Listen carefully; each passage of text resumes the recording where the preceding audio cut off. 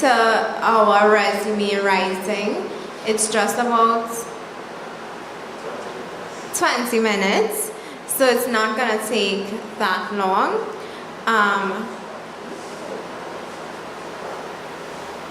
So we're going to welcome Sinanan, our treasurer of the Youth League. So can you all put your hands together for Justin? He's going to present on resume writing. So. Afternoon, everyone. So my subject matter might not be as interesting as spoken word, but hopefully we can make it fun and you'll learn something from it.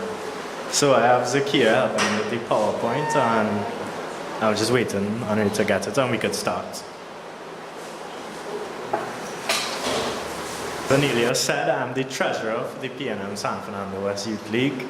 And yeah, we could jump right into it. So you could go to the next slide. So I think whenever you're learning about something new, the first thing you have to address your mind to is what it is. I mean, you can't do it if you don't know what it is, right? So what is a resume? Basically, a resume is an advertisement of yourself. It's a brief summary of your skills and experience, and it's a snapshot essentially of who you are, your personal, professional, educational, and work qualifications. So basically, it's like an advertisement, as I said. What qualifications you have, your education, and you should really try to tailor it to the job you're looking for.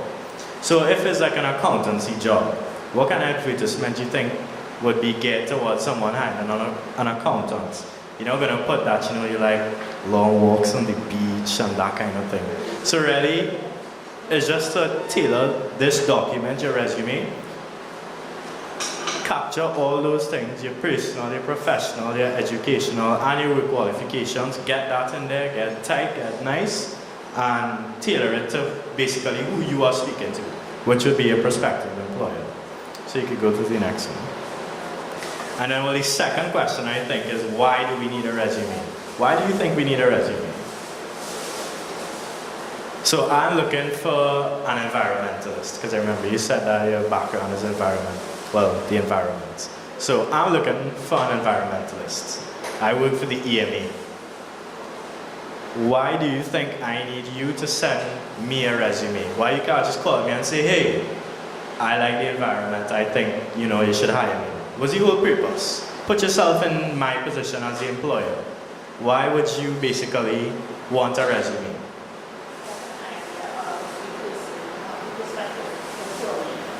To get an idea, right? So, right. And then once, let's say I walk in and say, Mom, my degree is really in frogs. Would you want to interview me as an environmentalist? Yeah. What I'm gonna do, right? So basically the resume is to bridge that gap between me and the interview. So an employer doesn't really want to see everybody. Just because you think you deserve the job doesn't mean that you're qualified. So it's basically their way to distill all these personalities and individuals down into 10, 20 who they would interview, and then from there you'll go forward. So it's basically like a sifter. Think of a resume as that sieve that you would use to, basically bring it down to who you would want to interview. So we could go to the next slide. So I was recently reading this book, Thinking Fast and Slow by this author, and this quote really stood out to me. He said, if people are failing, they look inept. If people are succeeding, they look strong and good and competent. That's the halo effect. Your first impression of a thing sets up your subsequent beliefs. If the company looks inept to you, and well, in this case, he's speaking in the perspective of a company, you may assume everything else they do is inept. So if I came up here and I said, whoa, what's he see? My name is Justin. I Googled a couple things about resume writing over this week, so I just come to talk to you all about it. Would you take me seriously? You would take me honestly. And then if after I said that, you look at this great PowerPoint presentation, at the back of your mind, you're still going to think, wait, that's the fool that walked up here and said, whoa, my name is Justin. I Googled this. So basically, as the quote says, your first impression is so important. That will set basically the whole trend of what you think about a person. I saw your significant others, your friends, the first time you met them, you're like, wait, I could basically have a conversation with this person. We have similarities. I think highly of them, and that's why you want them to be a friend. It's the same thing with a resume. If you send a resume and everything is all over, the first thing your prospective employer is going to say, well, no, there's a negative outlook on the person. Why would I even waste time interviewing them? So really, it's important to get your first impression, i.e. a resume, to be as good as possible. For somebody to say, yeah, this person, let's see them in an interview, let's see how they go. So you can go to the next slide. So we're going to talk, sure. I understand that, but with every single job, every single employer looks every single, but the majority of employers look for something different. What do I now look for to take a lead? Okay, this is what is going to be eye popping. This is what is going to be my resume standard. I'm going to put in the name high, Yeah. So what I'm going to do after we go through the types, I'm going to break down basically all the different parts of a resume and try to help you tailor all those parts to set yourself apart. Because as you said, if you put out this generic thing, good communication skills, good leadership skills, they see that a million times, and you know it. So basically it's just being creative. Apart from how we will break down the things, it really boils down to your creativity and thinking, what would you want to hire? So you put yourself in the employer and, what would you want to see in a resume that would make you say, hey, let's hire this person? So it's really creativity, and we'll go into it specifically. Also, you all can stop me at any time to ask me questions. I'm not a mean person, hopefully. My mom is here, so if you think I'm mean, tell her. So right, we have the types of resume formats. Now the first one, the chronological, as the name suggests, that is the more traditional style, and it basically entails listing your work experience by dates in reverse chronological order. And that's just a big phrase to say most recent first. Now what would be a little more pertinent to where we are is a functional skills-based approach, because at this stage, I'm sure you don't have a wealth of work experience, to list it in this great chronological order. You probably have, little summer jobs and things like that. So we'll look at the functional skills-based. Now this format basically entails grouping your qualifications around skill heads. So you'll group it in terms of communication, in terms of leadership, in terms of if it's an environmental job, if you ever wrote any papers, even if it's a newspaper article, even if it was you did your IA on the environment. At the end of the day, that's work that you put in towards the subject area. So all those things, at this point, your employer is not expecting you to come with a PhD and a master's. I mean, look at our age.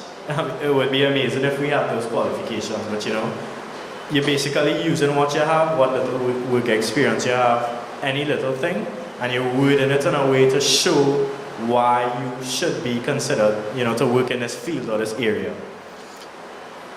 So you could go to the next one. So, in basically preparing for this talk, I spoke to different HR managers, across different industries to really kind of understand what they look for. Because if I didn't know what they look for, I could come and talk to you, and it'd be a waste of time. Because you would basically send them resumes, and you'd be like, well, this is not what I'm looking for. So a lot of them told me that mixing the two different formats, that would be the chronological format and the functional skills-based approach, is what they really expect to see from someone in our age group, which would be like 18 to 25. So essentially, well, as I said, for your current intents and purposes, a mix of both formats would be ideal. Your resume at this point should include your strengths, skills, qualifications, as well as a brief summary of your work history. Now, why I would stress brief is because at this point, as I said, you're not going to have this whole wealth of work experience, as a young person. No one is going to hire you without work experience. So the kind of jobs that you can really get is limited to like summer jobs, jobs that you're not necessarily going to get paid for, more volunteerism. So you would really try to put whatever work experience you think and distill it into a brief summary, and that's where you kind of present it in a compelling way. At this stage, employers are aware that your work experience section would be limited, so have no fear. I know, like when I was doing it, I was like, wait, I was just looking at these templates on the internet and they were all telling me about work experience. So I was like, well, what do I put here? And that was so demotivating, you know, as a young person to know, well, how do I break through? How do I jump into this world of work and really make some kind of impact or make people feel like, you know, you should hire me?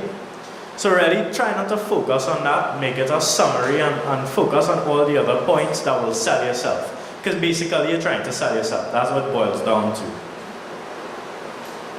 So we're going to look at all the different resume components. So if you had to write a resume now, what are some of the components you think would have to make up that resume?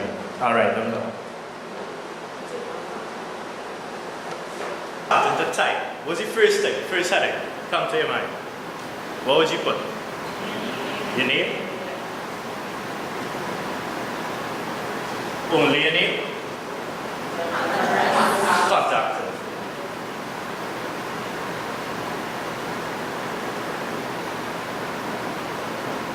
My handwriting is terrible, and I know that's kind of weird because it's a writer's workshop, but don't judge me based on that.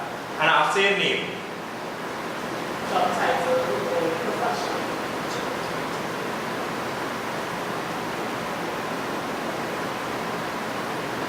And after that? So doesn't it matter which one is more recent? So you don't have all the experience that education for that experience. You're just writing from the education. Exactly. So we will have education,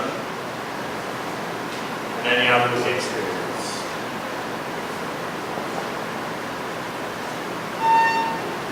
Anything else you think should go in there?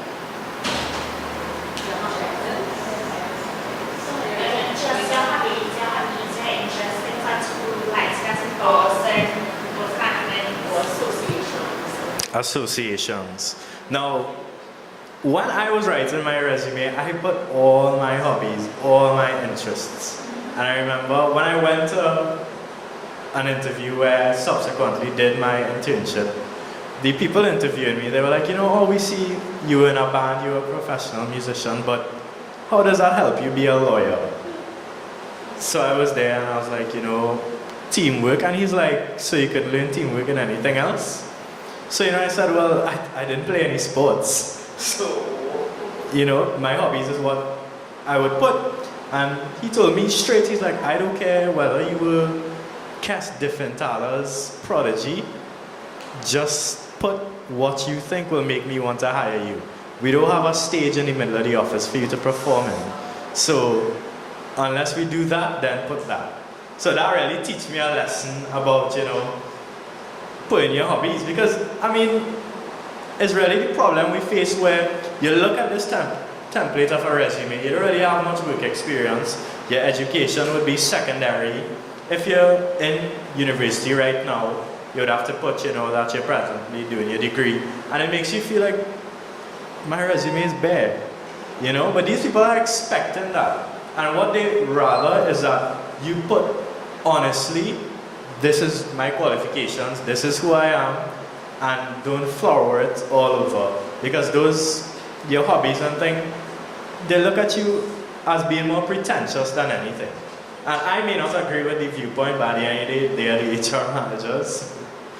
But yeah, I personally believe you could kind of work in your hobbies. So let's say, if you're applying for a sound engineering job, you know, if you ever did theater, you ever did a theater workshop, that might help because the job, you know, you might have to deal with people in theater and that kind of thing. So if your hobby is intertwined with the job description, then, you know, so like for the environmentalists, if you enjoy sailing, you can put that because you never know, your field might take you out into the ocean and it might be like, you know, we have a person who could swim, we have a person who could sail, that'll be good, we need one of those. We get in those skills without having to pay for a person to be the swimmer, pay to be the sailor. So really at the back of your mind, just think, how could I best market myself in these 2 pages to make these people hire me? So that's what really, why I think, you know. So you could continue clicking until they all come down. So a lot of you all got it correct. You start with identifying information, the heading which would have your contact information. You go into the job objective, job title is essentially the same thing.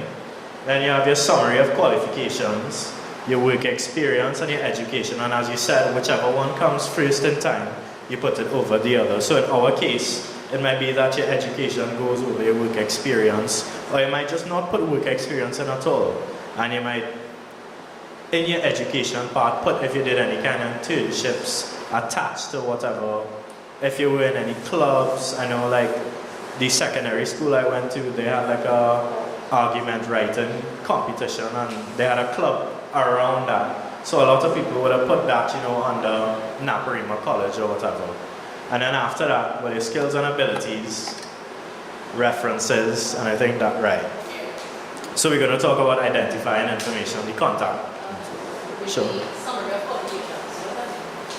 The summary of qualifications is essentially like if you did a certificate in Microsoft Word, if you ever participated in something like this, you did a writing workshop and you would have gotten some certificate, anything like that, any qualification at this point. So it doesn't necessarily have to be that, like you're a certified mediator or anything like that, just any qualification. I know like when you see these headings, you think, okay, it has to be a qualification. I have to do it at some educational institute. It have to be accredited. It's not that. Any little thing that would have advanced you as an individual from where you are here today to any little step and block as you go along, you put that. Because at the end of the day, we just want to know what civil society thinks you engaged yourself in. By coming here today, you might learn anything other than one little point about a resume, and you could put that in your qualifications because at the end of the day, this would have helped you write a better resume. It would have helped you be more expressive in your writing and your analysis, format, all of those things. So don't be boxed in by whatever the heading is. So like you see, summary of qualifications. Don't be boxed in by what you purely think a qualification is. A qualification is anything that makes you better than the person you are right now. Doing this right here could be in my summary of qualifications, because I would have been speaking to you all about something. So, don't box yourself off into thinking it's a very germane or, a kind of close-knit group that you could only put certain things in. So, we're going to talk about the heading. So obviously you'll have your full name, your address, and your phone number. Now, put the phone number that you can be accessed at any point in time. I'm not saying that you need to glue it to your forehead and walk. Every time you send a resume, be like, no, you can't talk to me. I need to be able to answer this phone at any point in time. It's essentially the phone that they can reach you at in a most efficient manner. Because if you send me your resume and I'm here, I'm reading Anelia's resume and I'm like, wait, Anelia will be good for this. At that very moment, I'll call her. And if she doesn't answer, what do you think I will think of Anelia? She's not serious. And perhaps I might leave a voicemail. Her resume might be sterling enough to make me feel like, nah, we really need to get this girl to work for us. I'll leave a voicemail. But most employers will just be like, okay, she didn't answer her next resume. Because you have a pile of resumes in front of you. So if you work between 8 and 4 is the same time your prospective employer is going to be looking at your resume. So you're not going to put your house phone number. If you like to go by your grandma on weekends and talk to her and you feel like you want to put her number, your employer doesn't call on a Saturday or Sunday. They're not going to call while you're home after hours. So make sure and put a number you can basically be reached at. Then you have your email address. I was talking to a bank manager and she said, Justin, the other day I got a resume and everything was perfect. Then I read the email address. The email address was, and I hope there's none of you all in here, if it is, I don't mean anything by it, but it was gorgeousdiva12@gmail.com. And she said to me, Justin, I'm a woman. I love to feel gorgeous. I love to hear people say, you're a gorgeous person. Or I think of myself as a diva. But I don't want to see it in the workplace like that. Because if you send in someone, the manager, an email, and they see in this email from Gorgeous Diva, they're not going to take you seriously. And I know as millennials, for want of a better term, you think that you should be able to express yourself in any way. People shouldn't look at these things, and this whole thing about professionalism is so uptight, but at the end of the day, it's the playing field that we're in. These are the people that are hiring you, and professionalism is a big part of it. And I'll talk more on professionalism as we go on. So just make sure your email handle, and in some places I know in the banking industry, they want you to have a LinkedIn account. Anyone has a LinkedIn account here? And did your employer mandate, or even your school? I know some schools tell you that they need it right now. But basically, LinkedIn is a nice way to connect with other people, connect with people in your industry. And what I like to do before I go for an interview, I'll talk to people that would have worked there, people that in that same industry, and it might even be people I know. So they might be like, why is this weirdo contacting me to talk about what you'll look for in a good lawyer? But at the end of the day, that's you better in yourself. You're learning, you're developing, and now everything is about learning. You can get everything on the internet, Most of this, I hope you don't think it's bad, but most of this I would have done research on the internet. I didn't go in no big library. Other than speaking to actual HR managers, it was on the internet, and the internet is where we're going now. So having a LinkedIn account would be good. You could also even put your LinkedIn account on your resume and put some of the headings, the information on your account, so you don't have this bulky resume. So it helps in kind of bringing your resume down a bit. Next heading. So the job objective. The job objective is basically a short statement that tells the employer what specific position you're applying for. It should directly reflect that position, and it should be concise and specific. Use keywords from the job listing in your resume objective. Focus on particular skills and experiences that are directly related to your job. So I touched on it earlier where I was saying, we apply for this environmentalist job. You can't put that you are a ballerina and that kind of thing. And then in it, they would probably say, we are looking for a highly motivated environmentalist with a degree in human resource management, managing the environment, that kind of thing. So you basically take those words, now don't lift the entire thing, because then the employer is going to be like, okay, this person is not creative, they steal the whole job description. So you're basically taking little buzzwords and you're putting that in for them to realize, okay, this person is relevant to what we're looking for. This person has exactly what I want to hire, so it's not that we're hiring someone that's not fit for the job. So you could go to the next slide. We have some examples. So I'll read it out. The first one, graduate student seeking internship as a research assistant specializing in foreign policy. Coursework has included extensive exploration of free markets and limited government. So I think this is most pertinent to where we are right now, because we're not like the last person seeking a sales manager position with skills and experience. We don't have that skills and experience. If you all do, thank God. But if you don't, and you're now kind of putting your feet out into the world of work, this first one could be exactly how you word it. I really like the second sentence where they say coursework has included, these things, because at this stage you're doing your IAs, you're doing all your other projects, and you would think those things not relevant to putting in my resume, but they are, because at the end of the day it's your intellectual property that you would have worked on, and that would help you in your job description. So make sure, you can write it down if you want. I find that first one was very square on what you would need right now. Then we have the second one, dedicated administrative professional with excellent customer service skills and extensive knowledge of bookkeeping procedures. Interested in opportunities in the travel industry, focusing on sales, customer care, and office management. Now, this, I actually took this from an HR manager that I was speaking to, and her industry is related to the airline industry. So at the same time, you kind of want to look at the company that you're applying for. You see how they said interested in opportunities in the travel industry? Just because you're applying for that administrative professional position doesn't mean that you can't bring in, what the business is all about and show that, you're really into the core of what this is. You're not just coming here to deal with administrative professional things. You're actually invested in what this company is about. And people like to see that. If I just came here and I said, I like resume writing, you wouldn't have cared.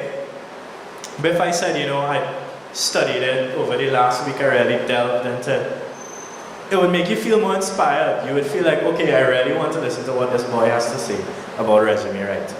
So you can take them down. If not, we would go to the next slide. Everyone has it? We could go to the next one. Oh, sorry. Sure. Because I actually had an interview with the resume I had the last time with Hollis. And I read on like all the things. And he was not the HR manager, but actually his sister of Professor Ken right? Who's like on, right? And she was like, "Where's my open to more plan?" And she Yeah. like, that plan is like discipline, you have to be there for a long period of time, stand up, Yeah. take instructions from the manager, actually do the job because Yeah. I don't know. No, I mean, like, remember, as I was telling her before, it is a balance and exercise. Some things you put in, some things you don't put in.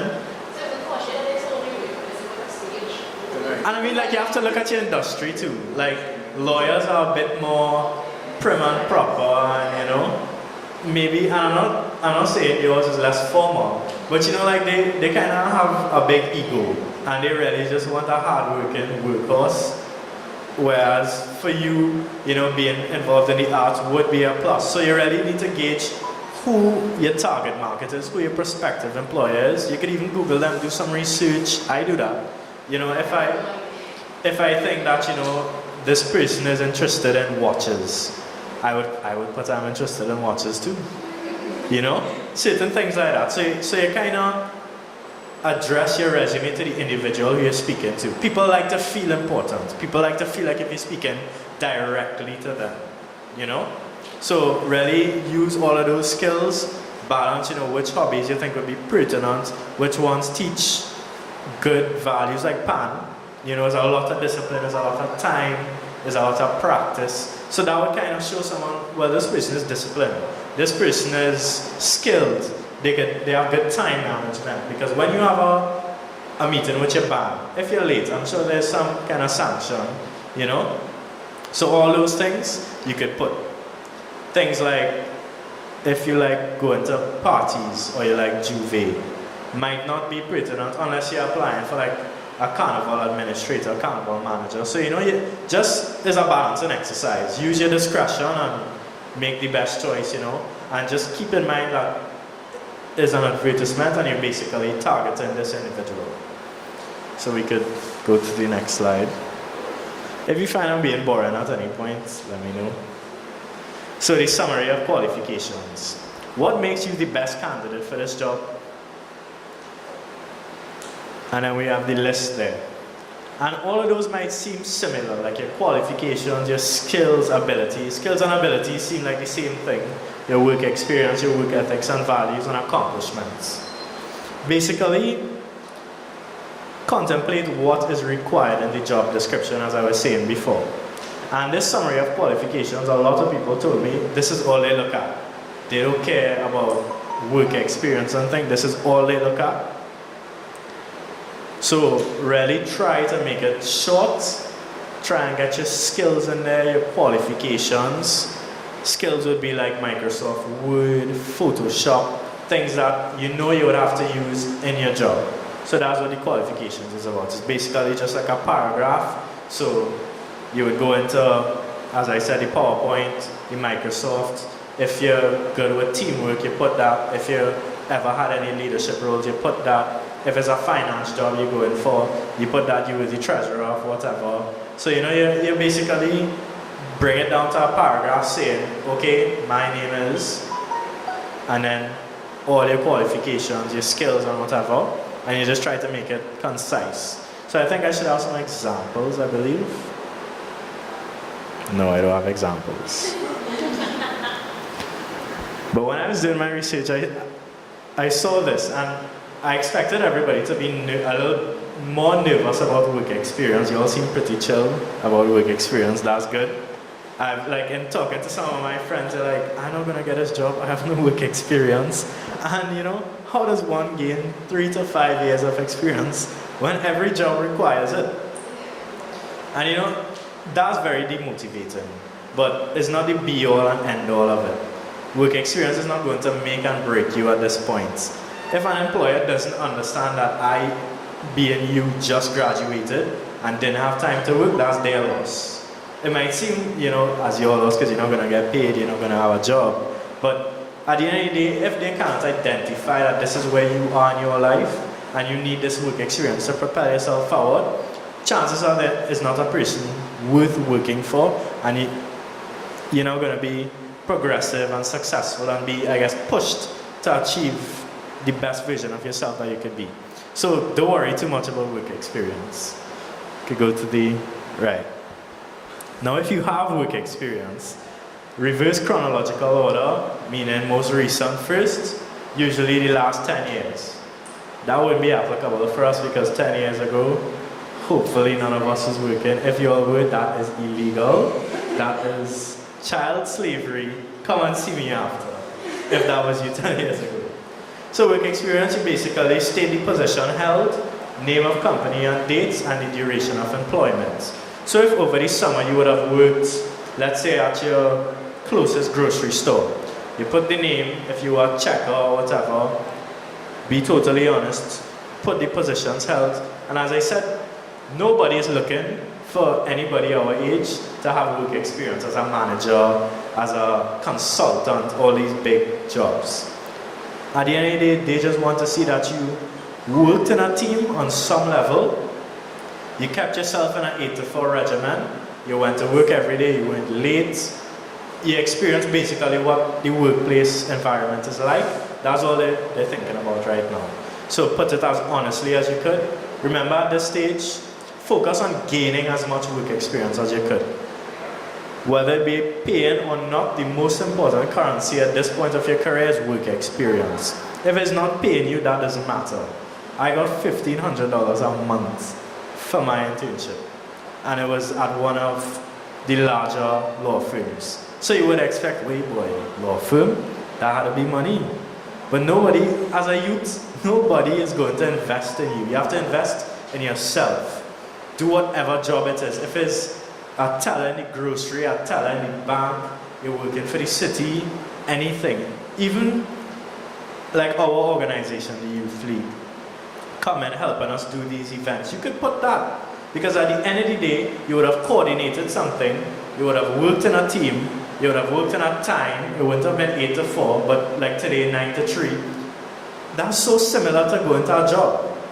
And at the end of the day, they're looking for the skills and qualifications that you would have learned in those things and really seeing if you could implement it in their workplace. So that's what it boils down to. And anytime you get any offer for job experience, please, I implore you, work, get as little experience, whether it be 2 weeks, 2 months, it adds up, trust me. And people look at that. So you could go to the next one. Education. Well, this one is fairly simple. Same thing, we have the big phrase, reverse chronological order, most recent first. You have your degree, your major, your minor, university, year of graduation, what your GPA would have been, whether you would have graduated with honors, specialized courses. So for instance, you could do, let's say you have 10 courses to do throughout this term. You could do an extracurricular like PowerPoint or anything like that. You would put that in the specialized courses section. And well, for secondary school, you have your form and your year expected to graduate. So is anyone here in secondary school? What form are you in? 5? So it would be the school year 10, form 5, and the year that you're expected to graduate. Any university students here? Anelia, Zakia, both of y'all. tell me how you would put your current position in terms of getting a degree right now. How you would state it.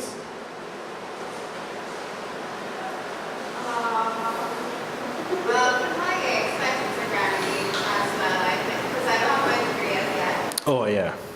So I put my secondary school information as well as my university information with my expectations regarding. And which one would you put first? Your secondary over your university or your university? Right, because we're doing it in the... Yeah, you put the most recent first and you come down. So we could go to the next heading unless you all have any questions. Skills and abilities. So divide into categories that are relatable to your job. Do not include your proficiency in sewing if you are applying for a sales representative position. Put yourself in the position of the employer. What skills would you be looking for? So I feel like I've been saying this over and over because it's so important. Use a mix of common skills, example, leadership skills and writing skills, and proficient in Microsoft Word and Adobe Photoshop. Remember, your resume is a personal advertisement. Set yourself apart. So in your summary of qualifications, you might have put things that would appear here as well. But don't think that is too repetitive, because someone might look at your summary of qualifications and not look at this part. And someone might look at this part and not look at your summary. Some people like to see things in a paragraph and others like to see it in bullet points. So when I was talking to HR managers, she told me, I asked, why would you want them to put this summary of qualifications and then come and put skills and abilities, and they one and the same? And her answer to me, and I was very surprised, was just that she just likes to see how you write. So your summary of qualifications would be a paragraph, and then this would be bullet points. So they just want to see how well you structure, how well you write, and that's the point of it. I personally see some demerits in that. I think you could take out the whole summary part and just put this, but yeah. Well, some places don't accept cover letters. I know banks don't really accept cover letters. Even if you send it, they rip it off, and because they use a computer software to basically run your resume through. So in those industries, it might not be the actual person is looking at your resume. They will run your actual resume, pick up the buzzwords that they're looking for, your degree, Microsoft Office, Photoshop, any of those things. So your cover letter is not going to work well in that software. So I would advise you always do a cover letter, because as I said, people like to feel special.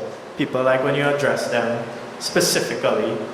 And if they rip it off, your skills and your ability is going to be in point form in here at the end of the day. So you cover all your bases. You go to the next. Your references.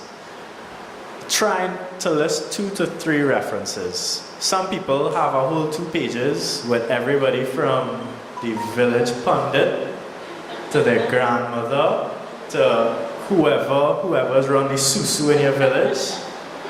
You only need 2 to 3. At the end of the day, most people are not going to call them. The purpose of this section is to provide a prospective employer with persons who can attest to the information in your resume. At this stage, you can approach a form teacher, community leader, lecturer, or mentor. And the format essentially would be the name of the reference, their title, the address, the contact number, and email address. Even if you don't know anybody who you think could be a reference, it could be like the chairman of your youth league, or somebody like Anelia, or a vice chairman. She would have known whatever skills and abilities you honed while you were with us. She could attest to that. So don't think that you need to have the professors and the doctors and the lawyer down the road and whatever. Whoever could attest to the factual data in your resume is who you're going to put here. Any questions? Sure.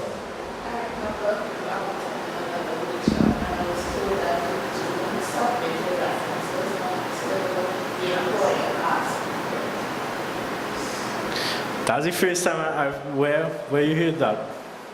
Because I could be wrong. But so far, people I've spoken to said, they use your references to basically make sure that you are who you say you are, your qualifications are what they are.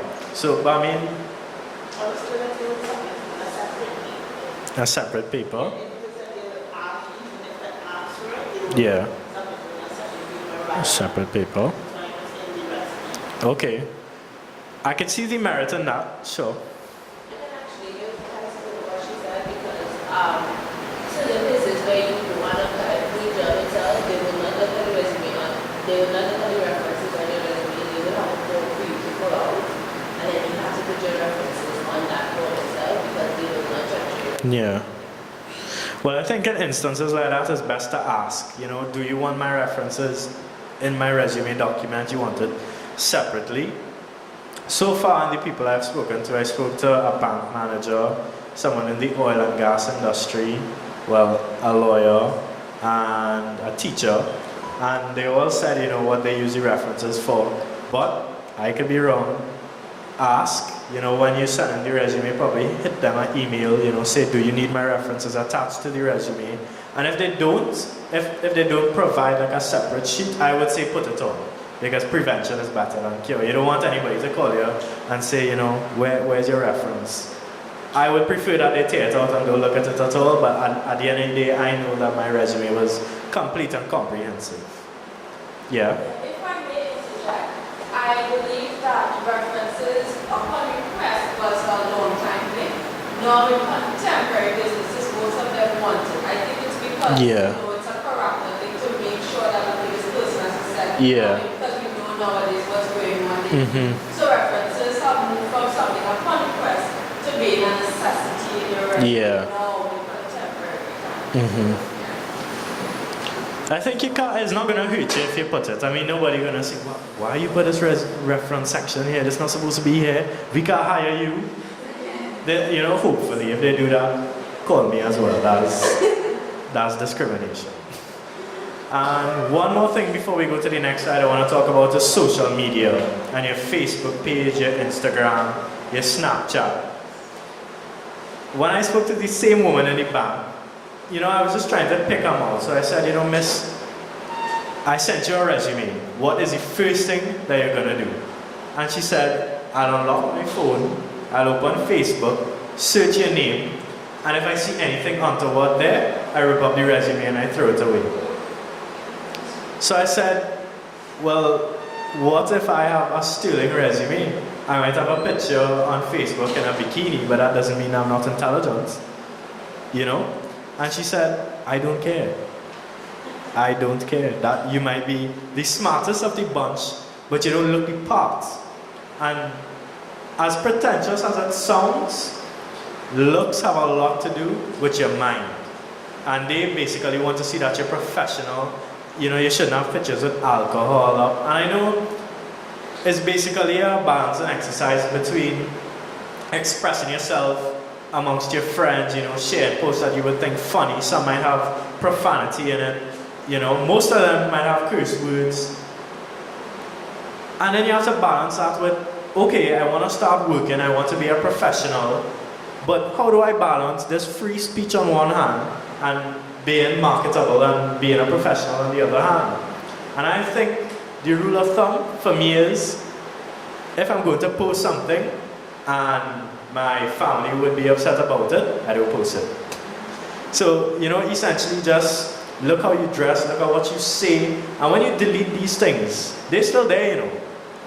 You could still find that, even if I remove my profile and you tag me in a picture, you and I was in Wee Juve tonight, and you know, we were having some drinks and whatever, and you know, you tag me in the picture, I can come off on Facebook, but because you put it, it's still there. And people look at these things, and as harsh as it is the world that we live in. People judge you on how you look, what you say, how you dress. And as much as we don't like that as young people, because I personally find that and we should be able to do whatever we want, because once you have your qualifications here, that's all that should matter. Unfortunately,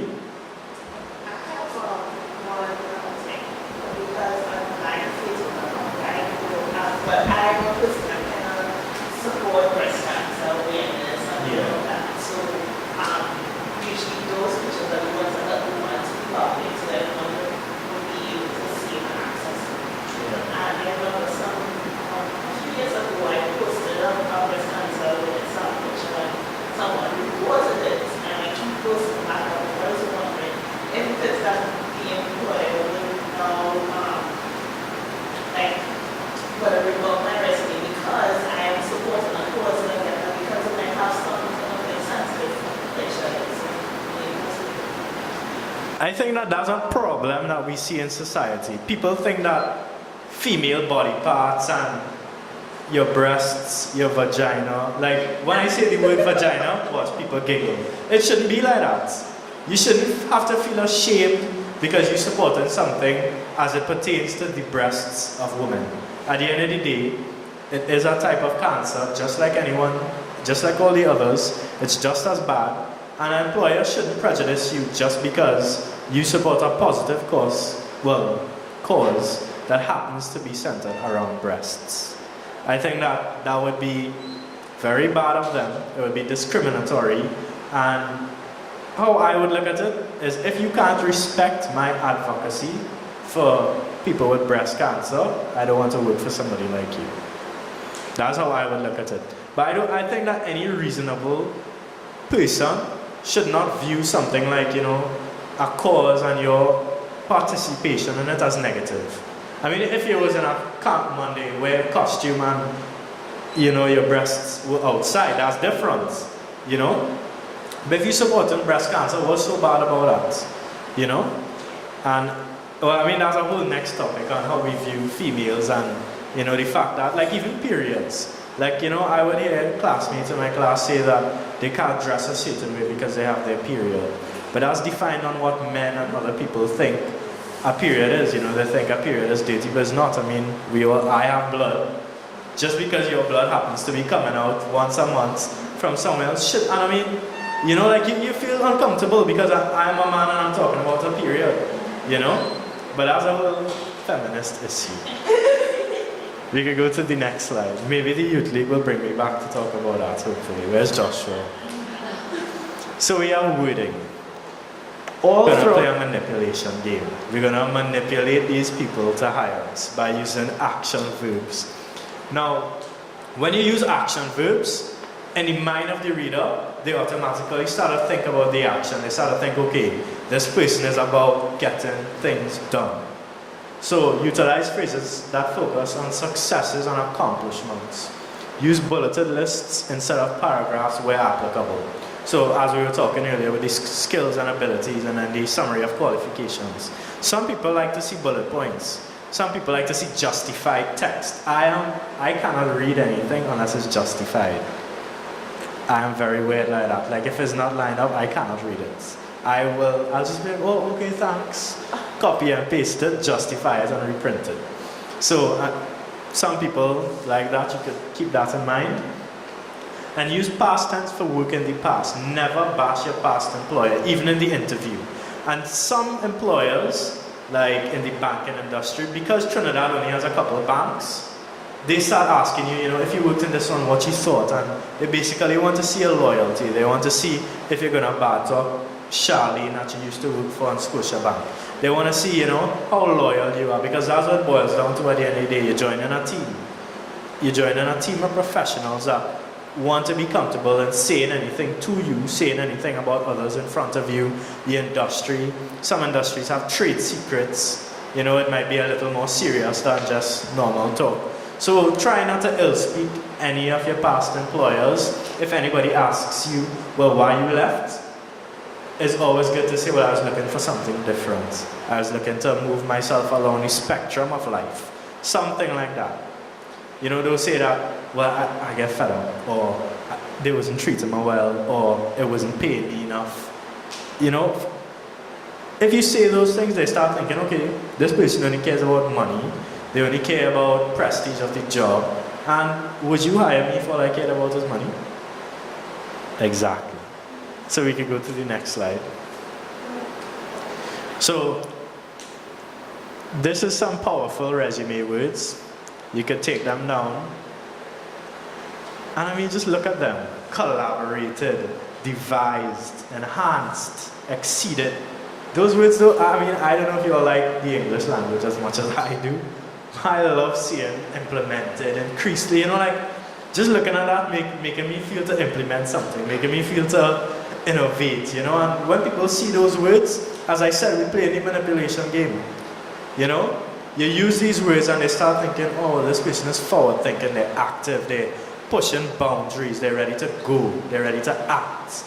And these words really help you relay that. So in your summary of qualifications, in your job title, anything, you just replace the normal everyday word with things like this. And remember, we were talking about how to make your resume different. This is a good area. Broaden your vocabulary. So you can take down some of these words, tell me when you're done, and we'll go to a different slide. Or you can take a picture. You all think that this is useful?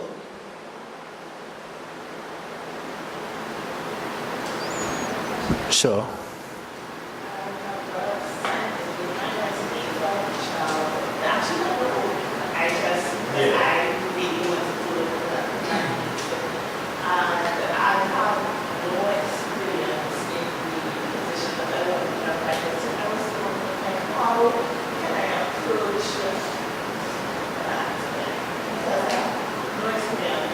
Yeah, I think what you should do in an instance like that is you could say that, I'm trying to think of how to word it.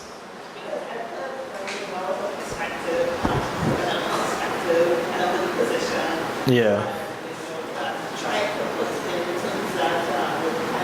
Yeah.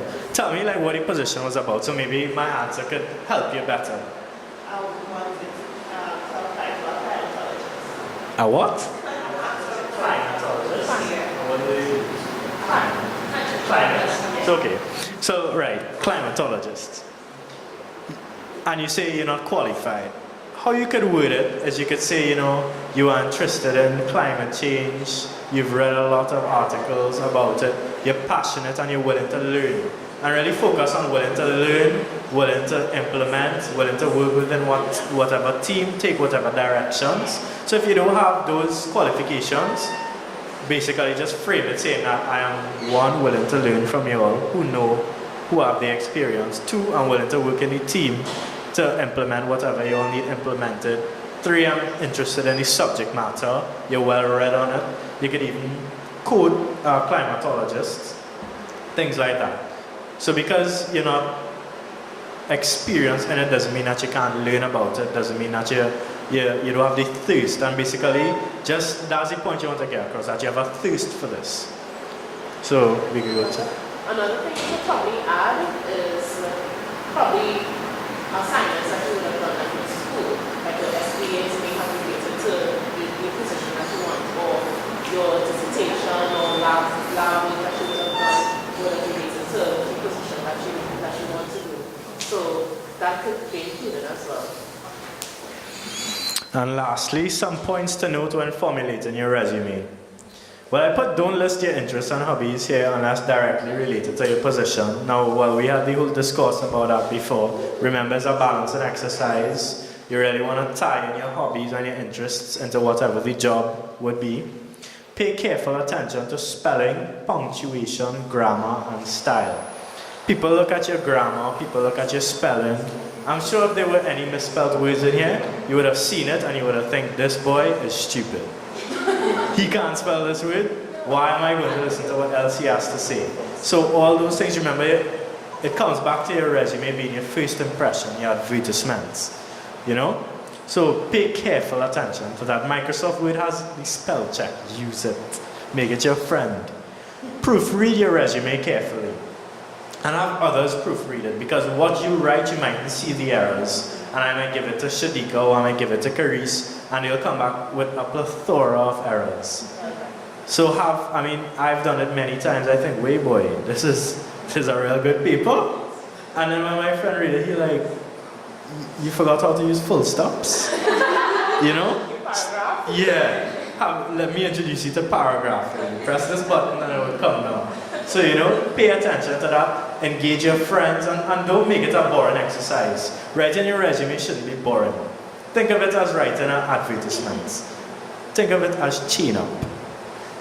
If, you know, be honest, don't exaggerate. As I said before, You know, if you held a role in the youth league, as many of us in here do, don't go and say, I've worked on multi-regional governmental projects, helping to push the boundaries of the youth in Trinidad and Tobago and across the society. You know, at the end of the day, people are going to see through that. So be honest. People like honesty over anything else. And I'm sure you would rather people be honest with you than tie up your head. Use simple but specific language. As I was saying, if you say, you know, I recently read for my Bachelor of Laws where I obtained the upper second class honors, and having passed that, I've now been inculcated into the Sir Hewitting Law School. Like, you already lost me. You're already starting to laugh because it's all this flowery language to say simple things. I have a law degree, I have an upper second class honors, and I go to Hewitting now. Look how simple that was. You know, use simple language. Tailor information to the job you're applying for. That's a recurring theme. Tailor it to the person who you're speaking to, the job you're applying for, the industry. You know, like, I know like in the oil industry, they want you to know how to use certain programs like GSI, MATLAB, that kind of thing. So if you know that your industry wants those things, make sure you certify yourself in it. Read some articles about it if you can't afford going to a class about it. You know, just basically the knowledge is there. You don't need to go to an accredited institution and sit in a professor's class to learn something, you know. Use a simple and easy to read fonts. I can't stress this enough. Like a lot of people like to use all kind of random fonts that you can't even read properly. The J looking like a T, and I mean that's just going to upset the person reading it. If you can't read it, I'm not going to waste my time to really try to decipher what you put here. So Times New Roman, Sans Comic, 12 points is things that you should be using. Or any font that if you want to be different and you think, okay, everybody gonna send in a Times New Roman resume, use book style, you know? Use any font that basically you can tell exactly what the words are. Be consistent with the layout, underlining, capitalizing, and bold. If you italicize the first two headings, don't bold and underline the two after that, because that's not consistent, it'll look terrible. I mean, I don't even understand how people do that, because I don't understand how they could think that would look good.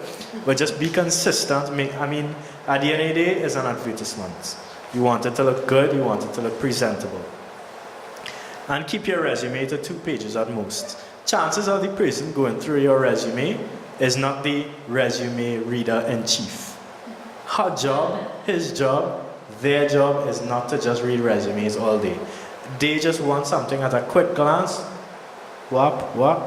This person looks good, and then we go to the interviewing process. Now remember, the resume is not the be-all and end-all of getting to work there. You have the interview process. So you will get the chance to say whatever else you wanted to say in your resume, and you couldn't fit in those 2 pages. So remember that. And try to get whatever you think is most important in those pages. Go to the next slide. This is a template that I found to be quite nice. You see they started at they use different headings from us.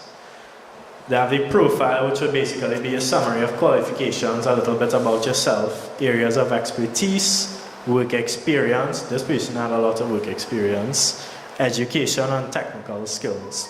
And this is 1 page. You all find it looks good? It's not too much color. You don't even need to use color. This person just chose to use color, but you don't.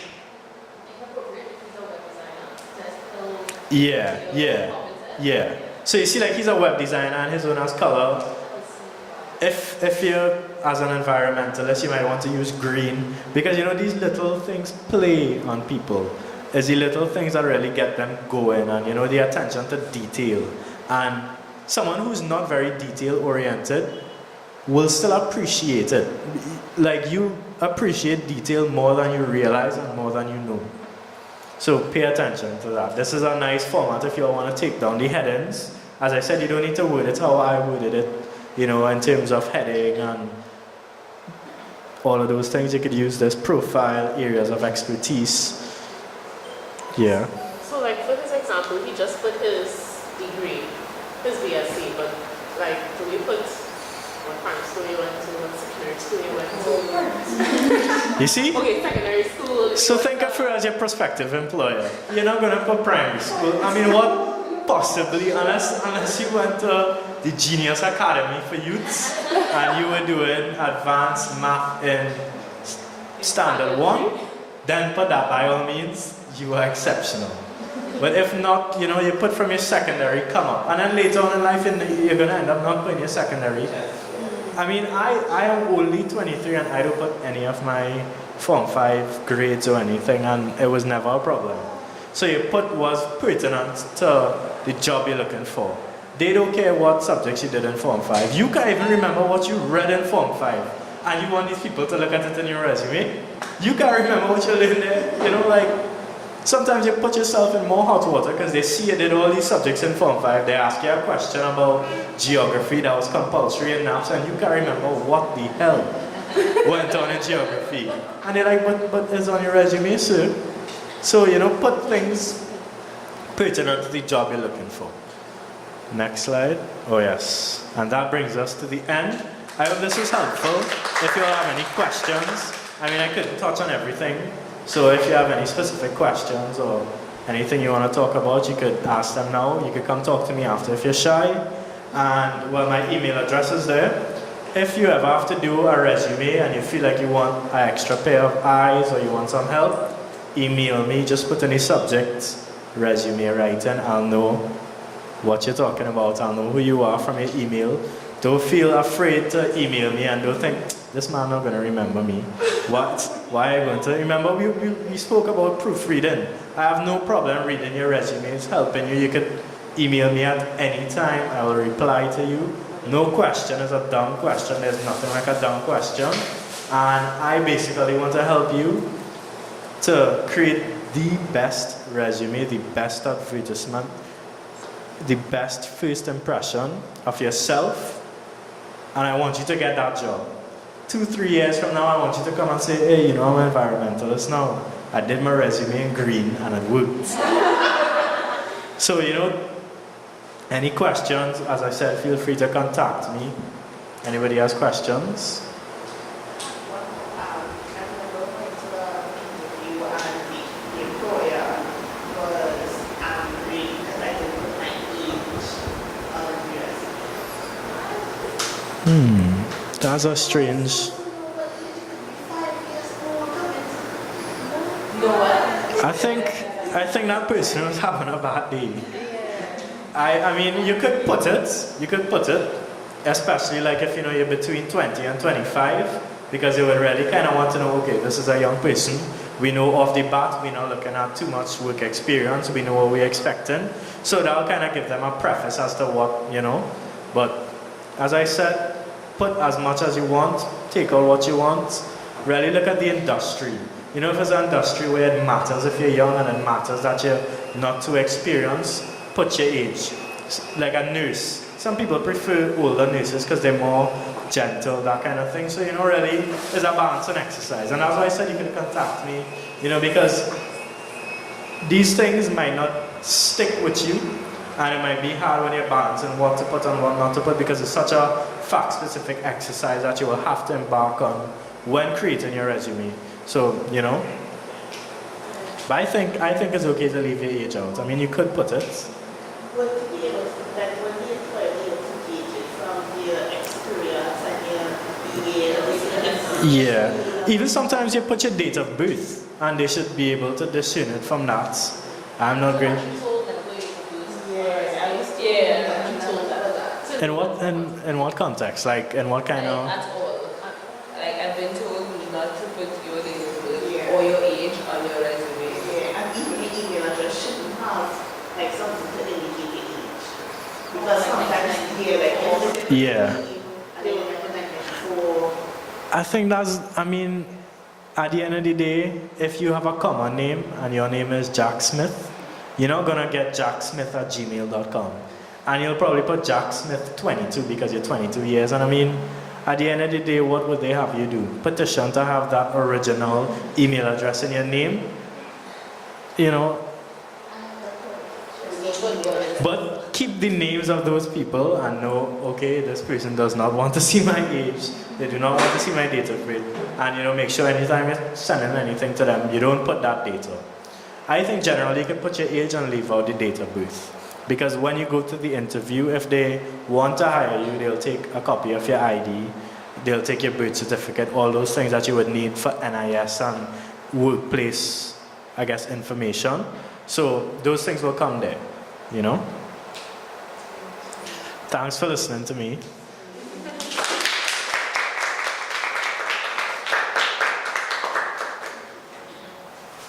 Okay, thank you so much, Justin. I know that I needed all that information that you were talking about. So thank you.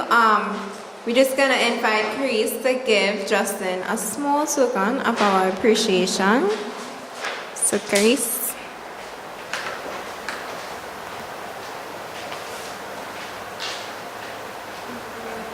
Thank you very much, Justin, and I hope that you appreciate the gift, and I hope that do we appreciate it. have other opportunities for you to present first. Also, a little plug, join the PNM San Fernando West Youth League. It'll be the best experience of your life, and I'll help you even out your resumes and things. Okay, it's called the Sense. This is a writing workshop, okay? So I'm gonna write down my blog. I hope you'll take it down and read it. It's very interesting. It's kind of about the economy and at the same time about things that we experience in everyday life. Because sometimes we don't understand everything that's going on because they use all these big terms that we don't know. So yeah, I'm gonna write it down. After that, Joshua is gonna give us a vote of thanks and then we can leave. Okay?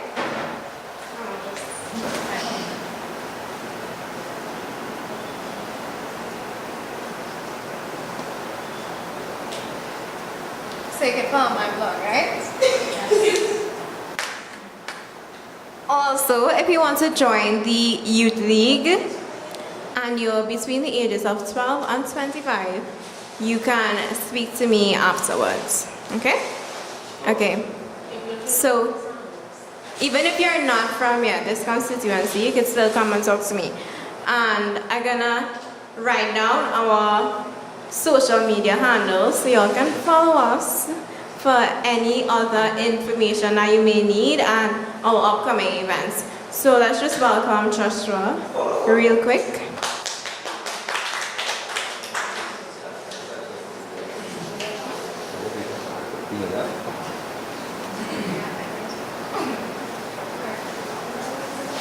Like how before someone does public speaking, they're nervous. Oddly enough, before I talk, I'm so excited because I really like to talk. So just now I was blushing behind there because I was so excited because I can tell you so much. But then Shadika told me that I have a time limit. But I guess the next time we have a talking workshop, I'll talk. I'll give you a lecture. But just give me, I promise I won't be too long, but just give me enough time so that I don't go home in my bathroom later and I'm like, shucks, I should have said that. Because I do that. So there are a couple of people we have to thank. First and foremost, we have to thank God for giving us the opportunity to be a group and to be together and to be here today. And then we have sponsors. We have to thank the water that you all drank. If anybody drank water, it was from Blue Waters, so we have to thank them. We have to thank Naprima College for lending us these chairs, 2-in-1 chairs. We have to thank Mr. Clifton for his continuous support. If you go on his YouTube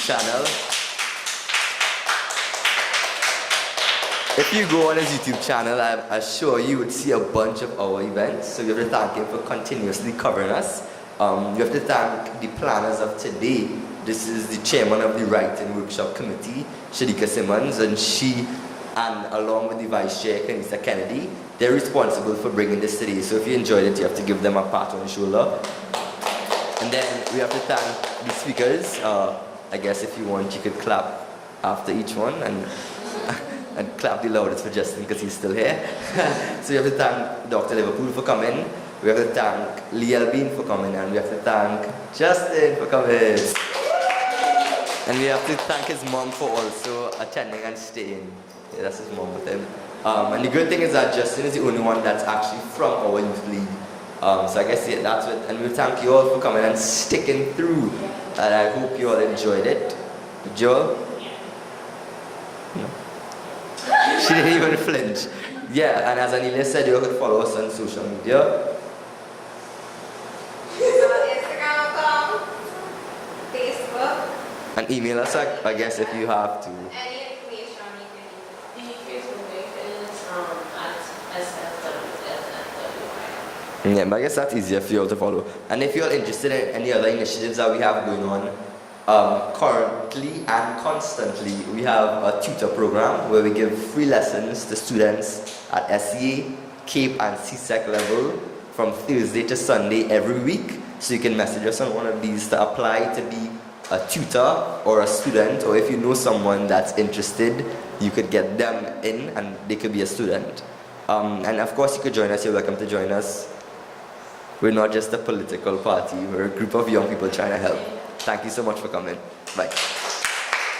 to the end of our writing workshop 2017. Hopefully we can do this again.